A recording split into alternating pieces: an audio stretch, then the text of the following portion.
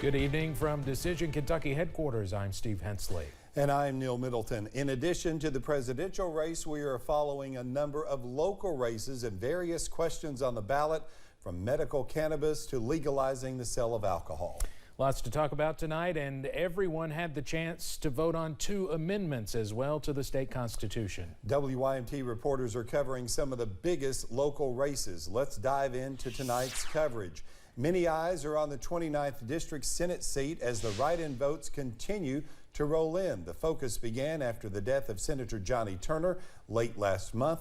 His unexpected death was just days before the filing deadline for write-in candidates. Before the October 25th deadline, 11 candidates from Bell, Floyd, Harlan, Knott, and Letcher counties threw their names in the hat. Now WYMT's Madison Carmouche is live in Bell County, still awaiting the results of the race. Madison. Good evening, all. You are right. I'm still right here in Bell County, still waiting for those results. Officials in the 5 counties knew tonight was not going to be a quick night. County clerk offices are all working together to verify write-in selections. Although the race between 11 candidates, only 3 of the candidates were endorsed by political heavy hitters. Tanner Hesterberg of Pike County was endorsed by the Conservative Campaign Caucus. Justin Noble, who did win the race in his home county of Knott County, was endorsed by several Democrats, including Governor Andy Beshear. And Pineville Mayor Scott Maiden, who did win his home county of Bell County, was endorsed by the family of Senator Turner, Congressman Rogers, and the Senate Republican Campaign Caucus. But the Bell County Clerk, Debbie Gambrell, says their focus is just a fair election. We just prepare the election itself. We do all the preparing. We put a lot of hours, a lot of work into elections to make them fair and safe, and that's our job. As far as the endorsing and all that stuff, we don't endorse anyone, and we just run a fair election.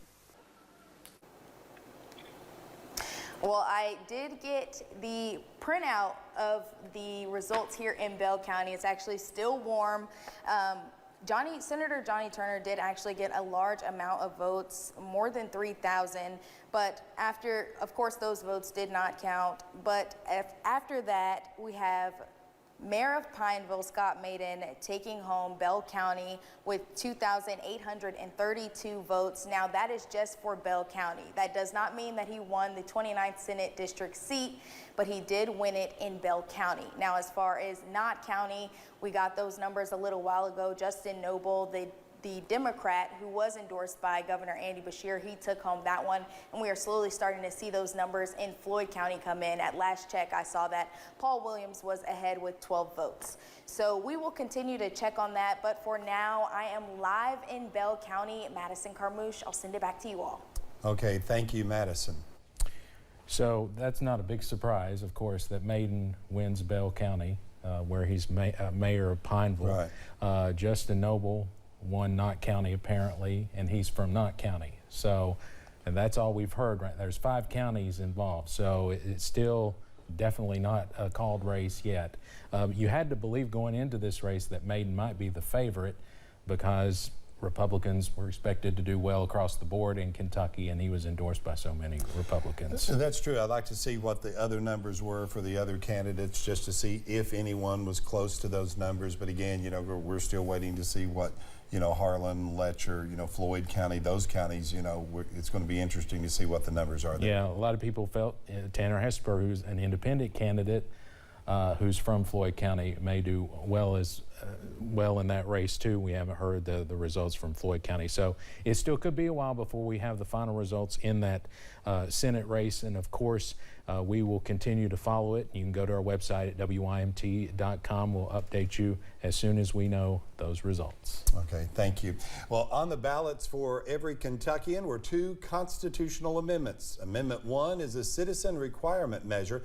It passed. That means Kentucky's Constitution will be changed to say no person who is not a citizen of the United States shall be allowed to vote. The yes vote led by about 330,000 votes. Kentucky's Constitution will not be changed to reflect school funding changes. Amendment 2 did not pass, and it was soundly defeated. WYMT's Phil Pendleton spoke to folks who wanted it to pass during an event in the state's largest city tonight.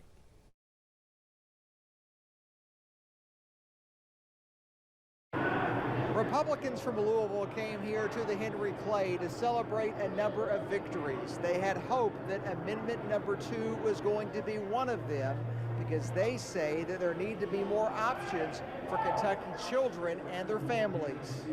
And we just really want our children to be able to succeed, to get a fair chance like everybody else did. And supporters of Amendment 2 say people voting yes would have done that. They say Kentucky's kids and their families need more options, and the traditional public education does not work for everyone. They say the fear of losing tax dollars won out Tuesday night, along with the message that public schools are going bankrupt with the yes vote. But I really just wish people had had an informed decision, and I believe that the results would have came out in a different way. And supporters tell me that they are upset because they believe that there simply are not enough options for families and their children, and Kentucky children are simply not receiving the education they need. In Louisville, Phil Pendleton, now back to you. Supporters of Amendment 2 say it is back to the drawing board and they will work to hold the public school system more accountable. Officials with the Kentucky Education Association released a statement after the defeat of Amendment 2. In its statement, officials say they proudly acknowledge the role KEA members played in defeating that amendment. The statement also said, quote, "Tonight, the voters of Kentucky have spoken loudly and clearly that they value and support their local public schools by defeating ballot Amendment 2. Public schools are the heart and soul of every community across the Commonwealth, and tonight's results confirm that voters want public tax dollars devoted solely to public school resources," end quote. In contrast, Kentucky Student First spokesperson Elizabeth Post shared a statement with WYMT. It said, quote, "Though the results may not have been in our favor, this campaign has been a powerful force for standing up to Kentucky education bureaucracy, perpetuating the low performance of Kentucky's education system is a disservice to our children and our Commonwealth. Kentucky students deserve better, and our resolve to serve students over systems remains unchanged," end quote. Obviously a lot of high emotion on that issue. Voters in Letcher County elected a Commonwealths Attorney. Democratic candidate Matt Butler defeated Republican candidate former Commonwealths Attorney Edison Banks. Butler was appointed to the position in July, so he will continue in that role. Butler says he is looking forward to a lot of work that needs to be done. I think we've got a lot to do to get things back on track. It's very sad times here right now. Things are not the way they should be, but I'm here to work. I'm going to, just kind of dig into the work, do what I can in my role to get things moving back forward again. Butler also told WYMT he has a sense of relief now that the race is over. Voters in Bell County decided on a new Commonwealth's Attorney. Incumbent Lisa Fugit lost out on that possibility for re-election back in the May primary when Republican Mike Taylor won the nomination, or won that race. While Taylor took home the nomination, he did not receive an endorsement from lifelong Republican and former longtime Commonwealth's Attorney Karen Green Blondell. That endorsement went to his Democratic opponent, Jessie Jean Moberg, who says she believes the county is looking for a change. Pretrial diversion in possession cases, in nonviolent, victimless crimes. We shouldn't have our jails packed full of people with nonviolent victimless crimes, and that's what we've got. I've had the experience in this office, so I know exactly what it's about, but I also bring a new set of ideas and a viewpoint as a mom of 3 here in this county and a young woman to bring to this office. Now, election results in Bell County were not submitted at last check. I believe they just came in, as we heard from Madison Carmouche, but I haven't heard the results from this race, so we'll be updating the website, I assume, shortly and you can see the results at the bottom of your screen as soon as we get those results in. In the 41st Judicial Circuit Commonwealths Attorney race, Haley Jo Fields won easily. Fields defeated the Democrat Jake Roberts. She defeated Gary Gregory back in the May primary, who had served as Commonwealth's Attorney for more than 30 years. The 41st Judicial Circuit includes Clay, Jackson, and Leslie counties. And Republican John Hanson barely defeated Democrat Jonathan Wilder in the race for Perry County Commonwealth's Attorney. It was a very tight race. Hanson served as the Commonwealth's Attorney for 2 terms and is still an attorney here in Hazard. This race became necessary after former Commonwealth's Attorney Scott Blair pleaded guilty to wire fraud back in May and is now in prison. In a Facebook post, Jonathan Wilder conceded, saying in part, quote, "My race is lost by under 0.5%. I hope Perry County is in good hands with John Hanson." Hanson won with 54.4% to Wilder's 49.6%. One of the closest races, maybe the closest I've seen here in Eastern Kentucky tonight, Neil. Well, the official numbers have not been finalized, but reports show Ashley Tackett Lafferty is leading the race for the District 95 state representative seat. Lafferty received more than 10,000 votes, while opponent Brandon Spencer trails behind with more than 8,000. Once the race is called, Lafferty will remain in the seat she has served since 2019.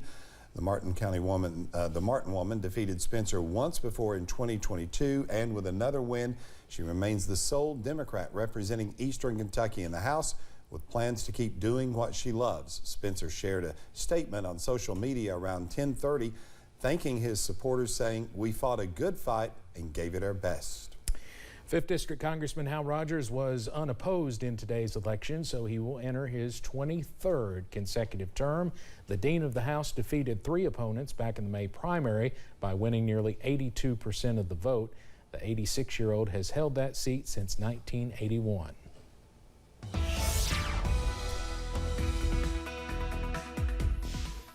All right, we had a quiet and warm day across Eastern Kentucky. Temperatures were in the low 80s. We broke a record in Hazard and Jackson. Here's the latest. With live pinpoint Doppler radar, all is quiet right now across Eastern Kentucky, but rain chances will pick up as we go throughout the overnight hours into the day on Wednesday. Made it to 84 in Jackson, 81 in Hazard. Prestonsburg made it to 84, 79 was the high in London. London is sitting at 68 right now. Same story in Hazard. Couple degrees warmer in Jackson. Clintwood and Wise checking in with temperatures around 61 degrees. When you wake up in the morning, temperatures in the upper 50s and low 60s will greet you a mild Wednesday, or mild start to your Wednesday across Eastern Kentucky. But how long will the stretch of unusually warm temperatures last? And what about rain chances? I'll have those answers in the First Alert forecast in a few minutes. Neil, Steve. All right, Eric, thank you. 3 counties had alcohol sales on the ballot today, and we've got those results. It was a resounding yes across the board. Starting with Letcher County, 70.7% of people there voted yes for countywide alcohol sales. Some cities already allowed alcohol sales in Letcher County. In Morgan County, 60.3% of folks said yes. And in Menifee County, 63.9% of voters said yes to alcohol sales. Elkhorn City has named its new mayor tonight, with the interim mayor who was filling in securing the position at the polls. Nathan Bryant, a businessman in the city, took the helm when Mayor Mike Taylor resigned earlier this year. Bryant said at that time he is dedicated to bringing the city into a new chapter. Now voters are giving him that opportunity. He received 263 votes for more than 64% of the vote, with Roxanne Blankenship trailing behind with 91 votes and Janet Adkins seeing 53 votes. The city of Prestonsburg also elected a new mayor after the resignation of former Mayor Les Stapleton earlier this year. When Stapleton resigned, Rick Hughes stepped into the seat to fill in until an election could be held. Today, he was elected to stay in that seat. Though the election results have not been finalized by the Secretary of the State, the city is reporting Hughes' win over Danny Martin and David Gearhart, with both opponents acknowledging their losses on social media. Several counties and cities throughout Eastern Kentucky are deciding whether to allow medical cannabis to be sold. Take a look at your screen. The counties in red are places where there are county-wide votes. The counties in blue represent counties that have individual cities with measures on the ballot, With the results we have currently, votes are in for yes all across the board. This includes Clay County, Manchester, Knox County, and Lawrence County. You can find a full list of percentages on the yes and no medical cannabis vote on our website at WYMT.com.